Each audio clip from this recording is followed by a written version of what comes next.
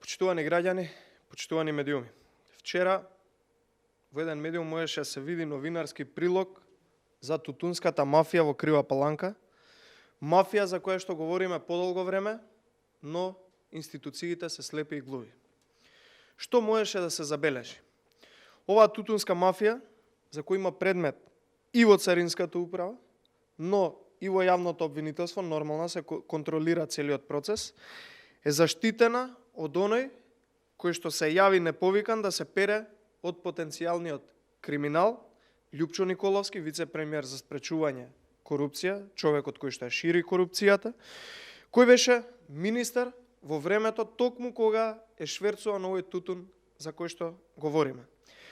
Молкот и непостапувањето на институциите за над 100 тони шверцуван тутун, за кој не сакаше да каже ниту увозникот Тројановски, кој е близок пријател на Николовски, каде завршил, на кој бил продаден тутунот, во која форма бил продаден и дали можеби завршил во Рачиново.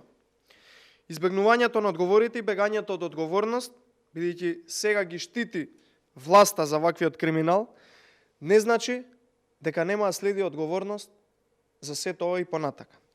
Ова е криминал од милионски размери, кој што не може да остане вака.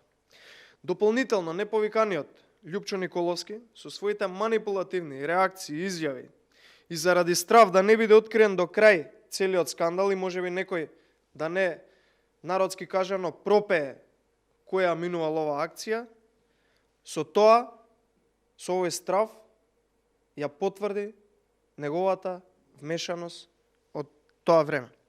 Само исплашен човек, кој е замешан во ваков скандал, реагира вака, неповикан, да се објаснува и заканува на медиуми и новинари.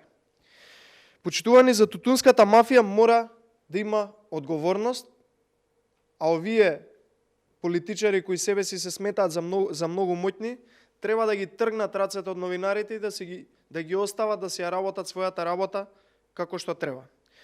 Почитувани, прашањата кои што ги поставуваме изминатиот период за овој скандал се уште истите и институциите треба да ги одговорат. Тоа се каде завршил тутунот и дали завршил во Рачиново.